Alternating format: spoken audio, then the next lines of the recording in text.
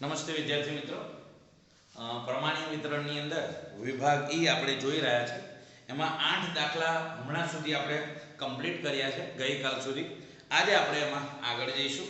જેમાં કહ્યું છે કે એક પ્રમાણીય ચલ x નો મધ્યક 400 છે અને વિચરણ 900 છે.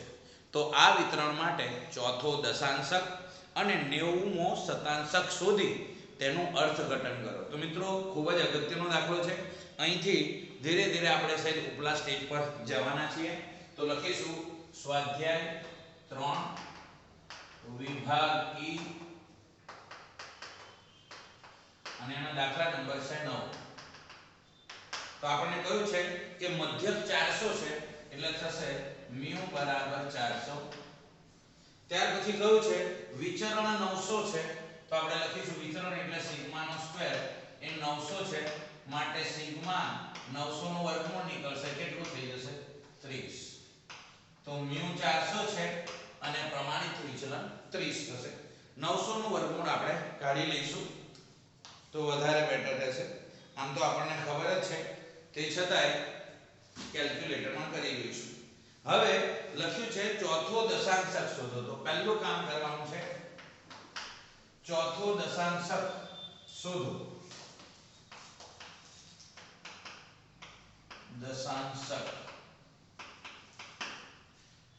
જો દશાંશકનો અર્થ આપણે 11મા ધોરણમાં અલગ અલગ પ્રસારના માપ જોયા બરાબર. અને જેની અંદર આપણે શું કહેવાય ચતુર્થક હતા, પછી શતાંશક હતા, પછી દશાંશક હતા બરાબર. આવી અલગ અલગ જે શબ્દો આપણે જોયા બરાબર. સરેરાશ, સ્થાનિક સરેરાશના માપ બરાબર, મધ્યસ્થ સિવાયના.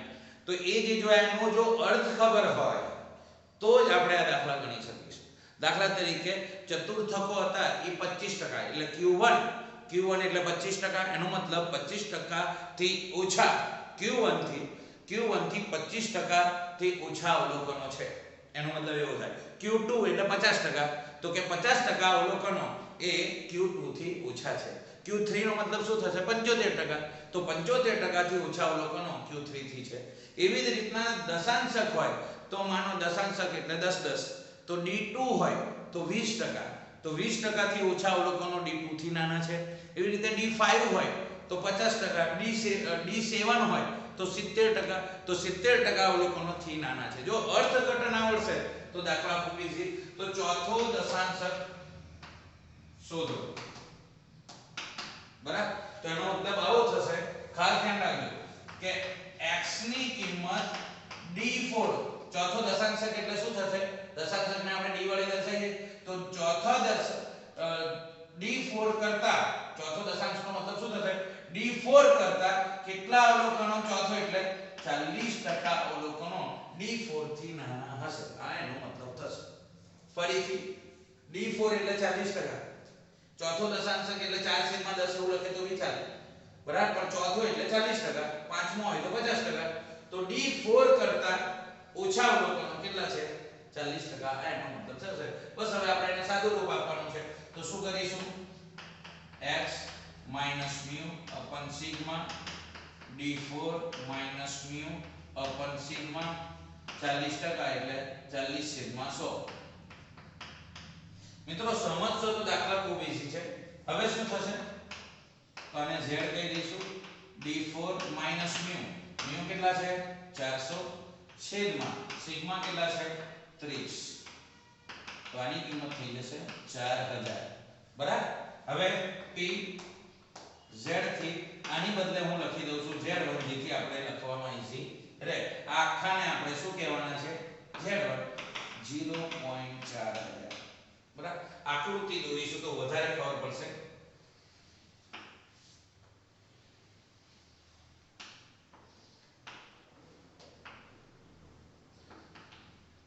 હવે z1 થી z ની કિંમત થી ઓછી છે.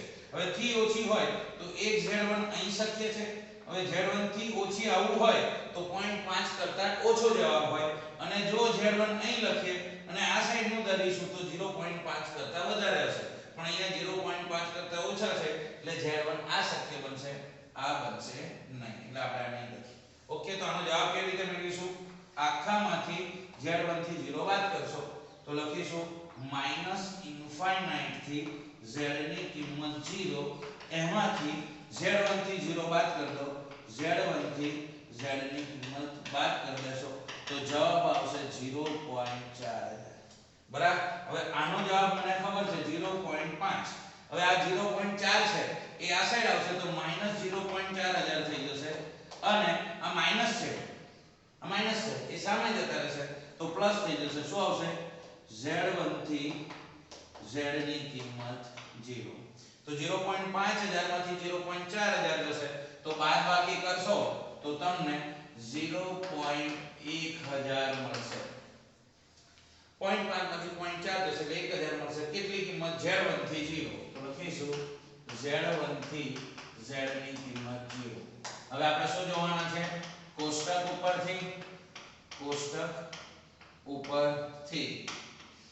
તો કોષ્ટકની અંદર 1000 જુઓ તો પાછળ કોષ્ટકમાં છેલ્લા પેજ ઉપર 1000 ક્યાં આવે છે? તો તમે દેખશો 987 આવે છે, 1026 0.25. તો આપણે પહેલા 3 ખાના દોર દઈશું. કોષ્ટક,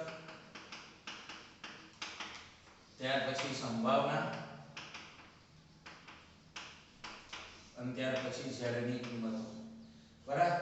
તો શું લખવાની છે? પહેલા 0.1000 પહેલાની કિંમત, ત્યાર પછી લખીશું 0.1000 પછીની કિંમત, અને ત્યાર પછી આપણે લખવાના છે સરેરાશ. બરાબર. તો આ રીતનું થશે.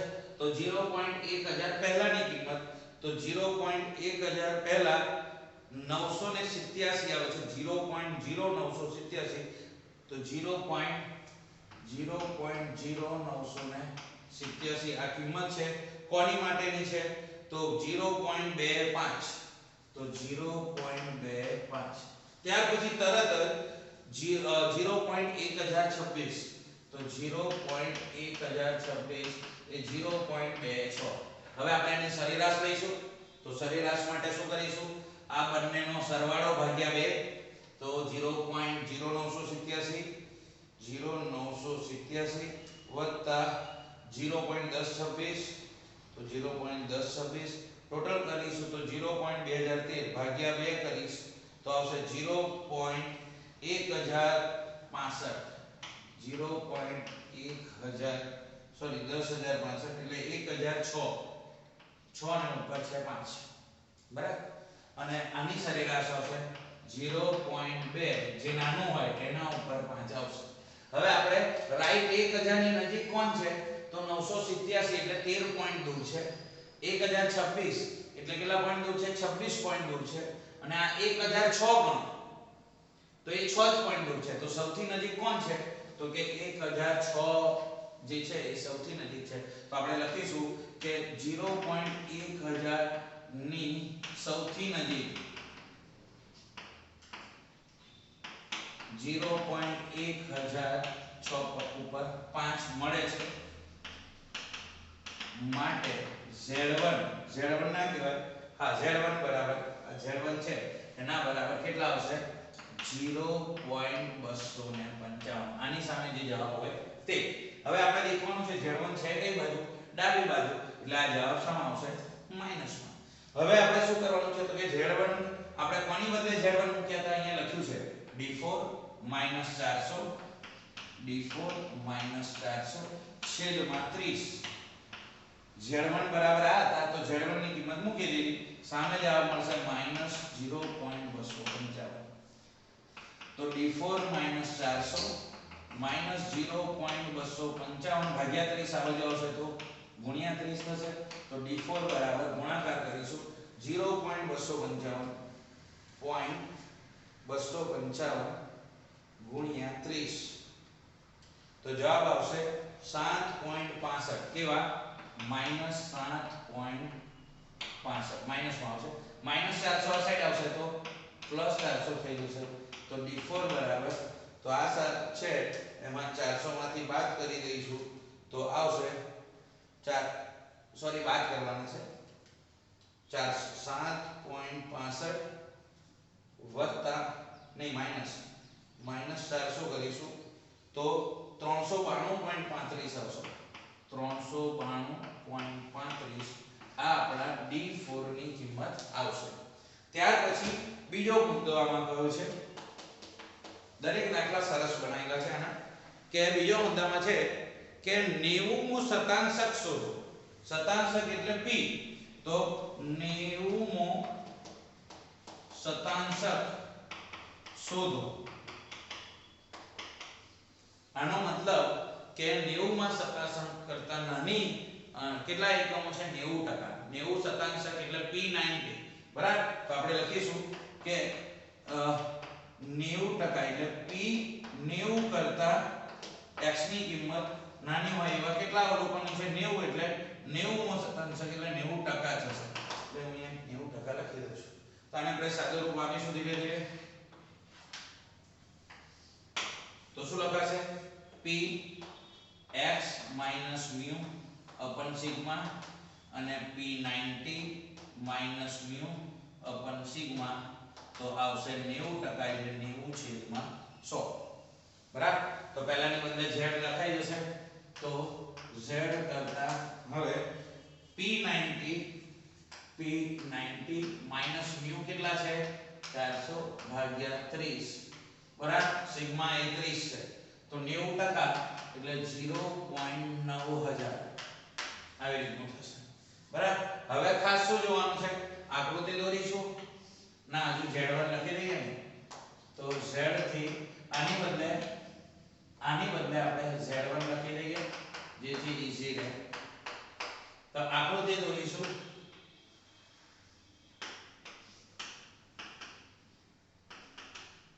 હવે શું છે, z1 થી નાના છે. હવે z1 અહીંયા લખીશ અને આમ કરીશ તો 0.5 કરતા નાનો હોય તો આવે, પણ અહીંયા 0.90 આવે એટલે 0.5 કરતા વધુ આવે છે. એનો મતલબ z1 અહીંયા હશે, અહીંયા નહીં. તો શું આવશે, આ એની કિંમત શોધવાની છે, બરાબર. તો શું કરીશું, -∞ થી 0 અને 0 થી z1. તો લખીશું -∞ થી z ની કિંમત 0 અને 0 થી z ની કિંમત z1. જવાબ આવશે 0.9000. હવે શું કરીશું, તો આનો જવાબ ખબર છે 0.5. 0 થી z ની કિંમત z1 ખબર નથી, તો 0.9000 આવશે. તો 0 થી z ની કિંમત z1 થશે 0.9000. 0.5 છે સામે જશે તો -0.5 થશે. તો 0 થી z ની કિંમત z1, આમાંથી આ બાદ કરશો તો 0.4000 આવશે. હવે કોષ્ટક જોઈશું. તો કોષ્ટક પરથી આપણે 3 ખાના દોરવાના આવશે, કારણ કે રાઈટ 4000 મળશે નહીં. તો કોષ્ટક, ત્યાર પછી સંભાવના અને ત્યાર પછી z ની કિંમતો. તો સ્ટાર્ટ કરીએ. 4000 લખી દઈએ. 0.4000 પહેલાની કિંમત, 0.4000 પછીની કિંમત અને ત્યાર પછી છેલ્લે સરેરાશ. તો કોષ્ટકમાં જોઈશું 0.4000. તો તમને જોવા મળશે કે 0.3997 કેટલા મળે છે, 0.3997. અને ત્યાર પછી તરત જ છે 4015, 0.4015. તો જે 97 છે એ આવે છે 1.28. તો 1.28, 1.29 અને 1 પોઈન્ટ ઉપરનું જે 8 છે એના 5 ઉમેરી દઈશું અને આની સરેરાશ આપણે ગણવી પડશે.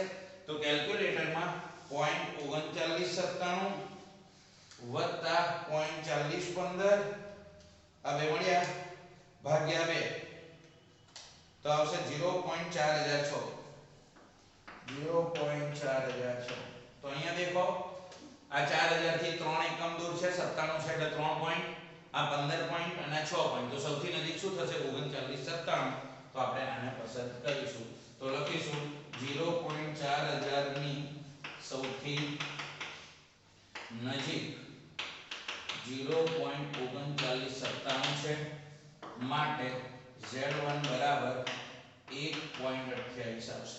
હવે અહીંયા Z1 દેખશો તો કઈ બાજુ છે? જમણી બાજુ છે એટલે પ્લસ જ આવશે. હવે Z1 ની કિંમત આપણે લખી હતી P90 minus 400 ભાગ્યા 30 બરાબર 1.28. હવે સાદું રૂપ આપવું હોય તો આપણે અહીંથી આપી દઈશું તો શું થશે? ભાગ્યા 30 સામે જશે તો P90 બરાબર 1.28 છે, 1.28 છે ભાગ્યા 30 સામે જશે તો ગુણ્યા 30 થઈ જશે અને માઈનસ 400 છે સામે જશે તો પ્લસ 400 થઈ જશે. તો P90 બરાબર 1.28 ગુણ્યા 30, 1.28 ગુણ્યા 30 તો આવશે 38.4 વત્તા આવશે 400 તો P90 બરાબર 438.4 આ આવશે. તો આ રીતે ચોથો દશાંશક આપણે બે પ્રશ્નો હતા ને કે ચોથો દશાંશક અને 90મો શતાંશક. તો ચોથો દશાંશક આપણે મેળવ્યો અને 90મો શતાંશક મેળવ્યો. તો આ રીતે એને મેળવી શકાય છે.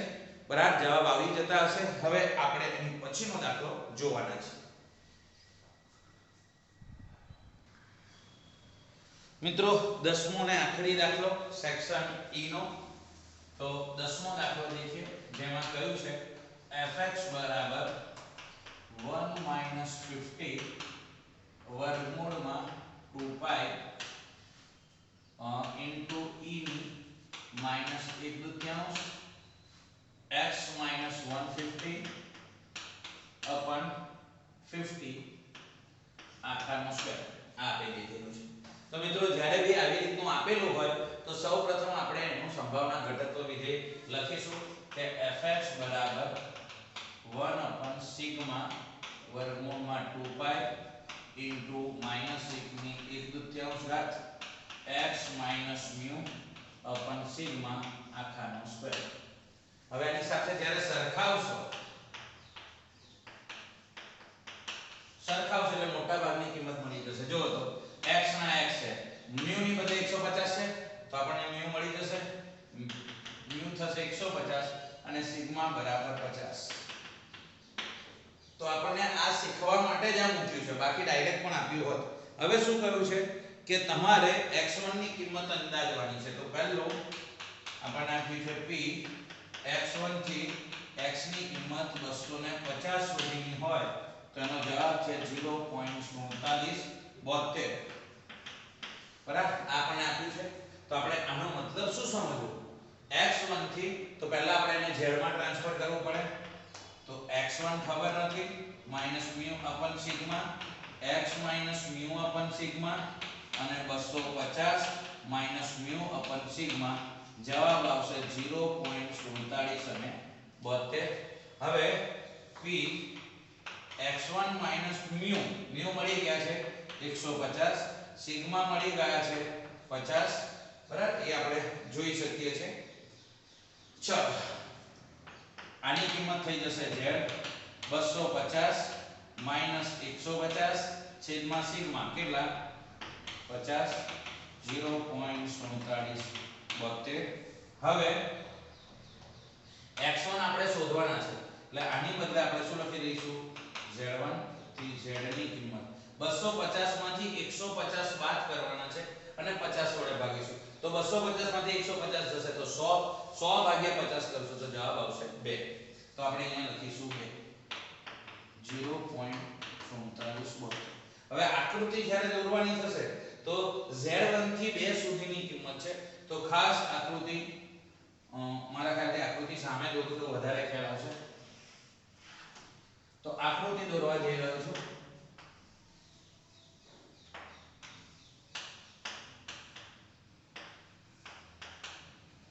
ઓકે તો સૌપ્રથમ શું કહ્યું છે z1 થી 2 સુધીની કિંમત. તો 2 તો આપણને ખબર છે તો 2 આપણે અહીંયા લખી દઈશું. હવે આ z1 આ સાઈડ પણ હોઈ શકે છે અને આ સાઈડ પણ હોઈ શકે છે.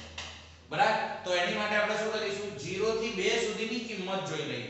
તો 0 થી 2 તો તમે શું કહ્યું છે 2 0 અંદર દેખીશું 2 0 તો તો તમને મળશે 0.4772. ઓહો, બહુ ઈઝી થઈ ગયો આ દાખલો. શું કહ્યું છે? સમજવા જેવું છે. 0 થી 2 સુધી 0.4772 છે અને આ જવાબ પણ શું આવ્યો છે? 0.4772. એનો મતલબ z1 એ કોણ છે? 0 છે. ખ્યાલ આવી ગયો? તો આપણે એવું લખી શકીએ, યસ, અહીંયા જ લખી દો z1 બરાબર 0 હોય તો 0 થી 2 આવે છે, 2.0 એ 0 તો 4772 આવે છે. તો આ તો બહુ ઈઝી થઈ ગયું. તો આપણે એવી રીતે લખી શકીએ z1 ની કિંમત એ 0 થી આપણે એવું લખીએ કે આ રીતે લખી દેવાનું છે. આની ગણતરી આકૃતિ તો દોરી દીધી છે કે 0 થી 2 જે છે આટલું એ 0.4772 આવે છે. તો આપણે આ એક્સ્ટ્રા અલગ કામ કરવાની જરૂર નથી. આ જ આપણો જવાબ છે. તો આપણે એ લખી શકાય કે 0 થી z ની કિંમત 2 સુધી એ કેટલો આવે છે? 0.4772. એનો મતલબ z1 બરાબર કેટલા હશે? 0. તો આના પરથી કહી શકાય માટે z1 બરાબર 0. હવે z1 મળી ગયો તો આપણને કહી દો z1 મળી ગયું તો x1 પણ મળી જશે. તો z1 ની કિંમત કોની માટે મૂકેલી? આની માટે. તો શું લખીશું? z1 બરાબર કોની બદલે મૂકેલી? z1 x1 150 ભાગ્યા 50 બરાબર કિંમત કેટલી આવી છે? 0. તો શું કરીશું? x1 150 50 સામે જશે તો ગુણ્યા 50 થશે. તો x1 બરાબર 0 ગુણ્યા 50 0 150 આ બાજુ આવે તો +150. તો x1 બરાબર 150 થશે. તો x1 ની કિંમત મળશે 150. બીજો જવાબ કે p 75 થી x ની કિંમત x2 હોય એ આપેલી છે 0.3359. બરાબર. તો x2 આપણે શોધવાના છે. તો અહીંયા પણ આ જ રીતનું કામ છે. આપણે આપણું કામ જે કરતા હતા એ કરીશું. p 75 માઈનસ મધ્યક કેટલો આપેલો છે? 150 આપણે શોધેલા છે. છેદમાં સિગ્મા કેટલા છે? તો કે 50.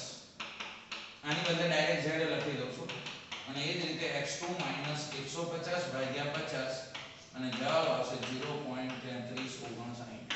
ઓકે. સાદું રૂપ આપીશું 75 150. કેલ્ક્યુલેટરમાં આપણે કરીશું 75 150 ભાગ્યા 50 તો જવાબ આવશે -1.5. તો p -1.5 થી z ની કિંમત આની બદલે આપણે લખી દઈશું z2 0.3359. બરાબર. આકૃતિ દોરી દઈશું અહીંયા જ.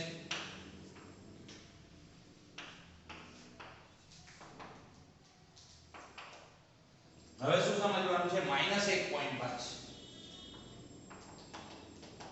હવે z2 એ આ બાજુ પણ હોઈ શકે છે, આ બાજુ પણ હોઈ શકે છે. હવે -1.5 એ 0 એ આપણે કોષ્ટકમાં જોઈએ ત્યાર પછી આપણને ખબર પડે કે કઈ બાજુ હશે.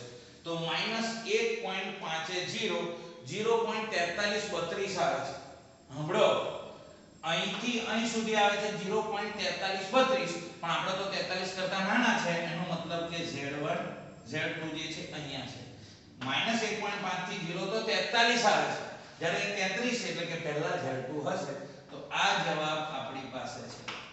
બરાબર. તો સાદું રૂપ આપવા શું કરીશું? 1.5 થી 0 શું લખીશું? -1.5 થી z ની કિંમત 0. એમાંથી z2 થી 0 બાદ કરીશ. z2 થી z ની કિંમત 0 બાદ કરીશ તો 0.3359 આવશે. બરાબર. હવે -1.5 એ 0 એ આપણે પાછળ હમણાં જ જોયું. 1.5 એ 0 0.4332 તો હું અહીંયા લખીશ 0.4332. બરાબર. હવે આ માઈનસ છે, આ માઈનસ સામે મૂકી દઈએ અને 0.3359 આ સાઈડ આવી જશે. તો 0.3359 આ સાઈડ આવી જશે. તો બચશે શું? z2 થી 0. તો લખીશ z2 થી z ની કિંમત 0 સુધી. તો 0.4332 જે છે, બરાબર, 3359 અને 1.5 એ 0 4332 આપણે જરા જોઈ લઈએ. મિત્રો અહીંયા 33 ની બદલે 3539 છે તો અહીંથી થોડુંક સુધારી દઈશું. 3539 39 3539 35 39 35 39 35 39 35 39 તો અહીંયા 35 39 આવશે. તો સરસ ટાઈમે ખબર પડી ગઈ 35 39, નહીતર મોટી ભૂલ થાય.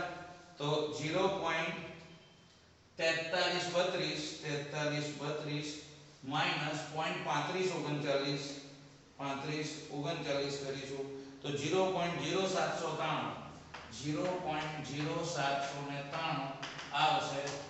Z થી Z2 થી Z ની કિંમત 0 સુધી. બરાબર. તો આ રીતે આપણે એને ગણતરીમાં મૂકીશું. હવે કોષ્ટક પરથી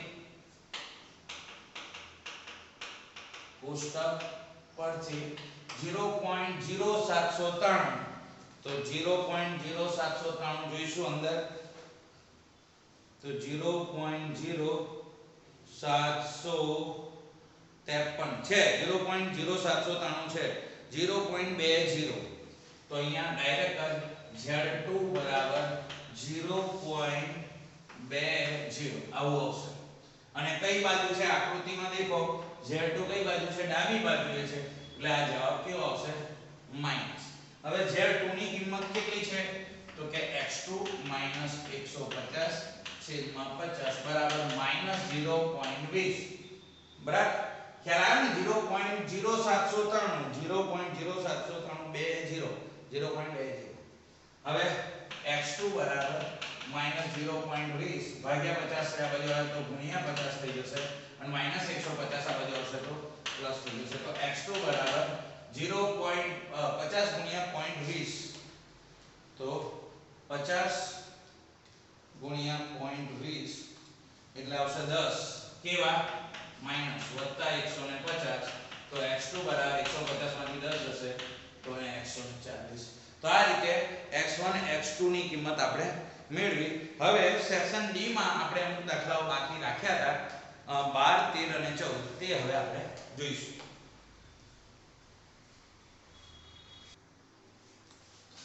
તો મિત્રો હવે સેક્શન ડી ના જે 3 દાખલા બાકી રાખ્યા હતા તો એ આપણે લખી શકીશું પાછા સેક્શન ડી. એમાં 12મો દાખલો છે.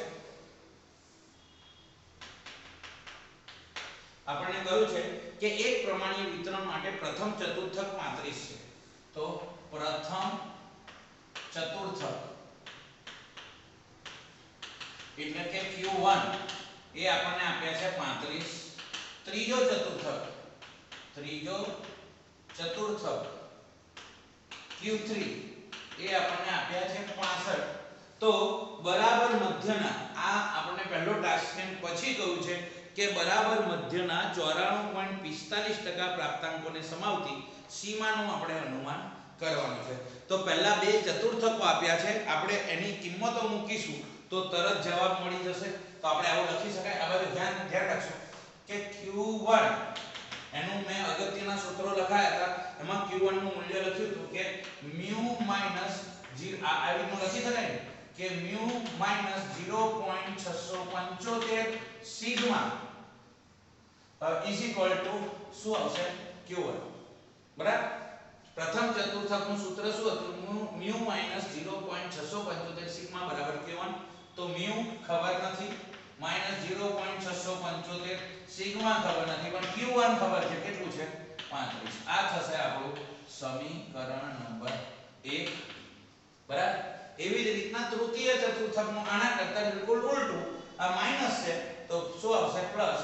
તો mu પ્લસ 0.675 સિગ્મા બરાબર 0.675 સિગ્મા બરાબર આવશે Q3. તો mu પ્લસ 0.675 સિગ્મા બરાબર Q3 મળી ગયા છે. કેટલા છે? 65, જેને આપણે કહીશું સમીકરણ નંબર 2. હવે 10મા ધોરણમાં જે રીતે લોપની રીત કરતા હતા એ જ લોપની રીતે આ માઈનસ અને પ્લસ એટલે ડાયરેક્ટ ઉડી જશે, એટલે સમીકરણોનો સરવાળો કરતા. તો સમીકરણોનો સરવાળો કરતા તો શું આવશે? mu minus 0.675 sigma is equal to 35 અને mu plus 0.675 sigma is equal to 65. બંનેનો સરવાળો કરવાનો છે, પ્લસ અને માઈનસ ઉડી જશે તો mu બે વખત mu થશે. 65 માં 35 ઉમેરીશ તો 5 5 ને 5 10 ની 0 વધી પડી 6 3 9 1 10 એટલે 100 થશે. તો mu બરાબર 100 ગુણ્યા 2 આ સાઈડ આવશે તો ભાગ્યા, તો mu બરાબર 50 મળી ગયા. પહેલું કામ થઈ ગયું. હવે સમીકરણ 2 માં mu બરાબર 50 મૂકતા આવી રીતનું રાખીએ તો મૂકીશું. તો સમીકરણ 2 શું હતું? mu પ્લસ 0.675 સિગ્મા બરાબર કેટલા હતા? 65. તો mu ની કિંમત મળી ગઈ છે, કેટલી છે? 50. તો આપણે 50 plus 0.675 sigma is equal to 65. તો 0.675 સિગ્મા બરાબર 65 પ્લસ 50 આ સાઈડ આવશે તો માઈનસ, તો 0.675 સિગ્મા બરાબર 65 માંથી 50 જાય તો કેટલા આવશે? 65 માંથી 50 જાય તો 15 આવશે. તો સિગ્મા બરાબર 15 ભાગ્યા 0.675, તો સિગ્મા બરાબર 15 ભાગ્યા શું કરીશું? 15 ભાગ્યા 0.675, તો 15 ભાગ્યા 0.675 તો આપણને 22.22 સિગ્માની કિંમત મળશે. 22.22. તો આ રીતે mu 50 અને સિગ્મા 22.22. હવે પ્રશ્ન શું પૂછ્યો છે? એમાં આગલો પ્રશ્ન છે કે બરાબર મધ્યના 95.45 પ્રાપ્તાંકો. બીજો ટાસ્ક બરાબર મધ્યના 95.45% પ્રાપ્તાંકોની સીમા શોધવાની. બહુ ઈઝી છે, આકૃતિ દોરીશું તો વધારે ખ્યાલ આવી જશે.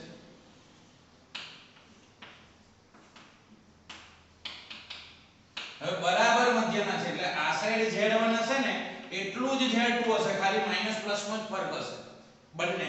અને આ બંનેનું ટોટલ કરીશું તો બંને સાઈડ કેટલા? તો 95.45 છે તો બંને સાઈડ અડધા અડધા આવશે. અહીંયા આપણો 0. તો આપણે આવી રીતે લખી શકીએ. અહીંયા યાદ રાખવાનું કે Z1 જે છે એ કેવું હશે? માઈનસ હશે. અન્યથા એટલે કે આનો માનાંક દૂર કરી દઈએ તો Z2, અહીંયા Z2 લખવાનું તો Z1 ને Z2 બંને સરખા જ હશે, ખાલી આ માઈનસ હશે, આ પ્લસ એટલે મૂલ્ય સરખા જ આવશે. તો લખતી વખતે શું લખાશે? માઈનસ Z1 થી Z ની કિંમત 0 અને 0 થી Z ની કિંમત Z2 સુધી. બંનેનો જવાબ શું આવશે? 95.45%. 95.45% એટલે છેદમાં 100 આવશે એટલે ઉલટાઈ જશે. હવે આ બંને સેમ છે, કેમ? તો કે બંને બાજુ સરખા જ છે અને પરિણામે કાં તો Z1 વાળું બે વખત લખાય કાં તો Z2 વાળું, ગમે તેને બે વાર લખવું પડે. તો આપણે શોર્ટમાં લખવું હોય તો બે વખત P આ લઈ લઈએ છીએ. આ ને આ બે સેમ છે તો બે વખત આ લઈ લઉં છું. Z1 થી Z ની કિંમત 0 કેટલી વખત? બે વખત. જવાબ શું આવશે? 0. ટકા છે દૂર કરીશું એટલે પોઈન્ટ આગળ છે તો 0.9545 આવશે. ગુણ્યા 2 આ સાઈડ આવી જશે તો ભાગ્યા 2 થઈ જશે. તો શું લખાશે? P Z1 થી Z ની કિંમત 0 સુધી તો 0.9545 જે છે એના ભાગ્યા આ ગુણ્યા 2 છે આ બાજુ આવશે તો ભાગ્યા 2 થશે. તો Z1 થી Z ની કિંમત 0.9545 ભાગ્યા 2 તો આવશે 0.47725. 0.47725 તો P Z1 થી Z ની કિંમત 0.47 પાછળ 5 છે તો 72 નું કેટલું કરી દઈએ? 73. બરાબર, આ રીતનું થયું. હવે કોષ્ટક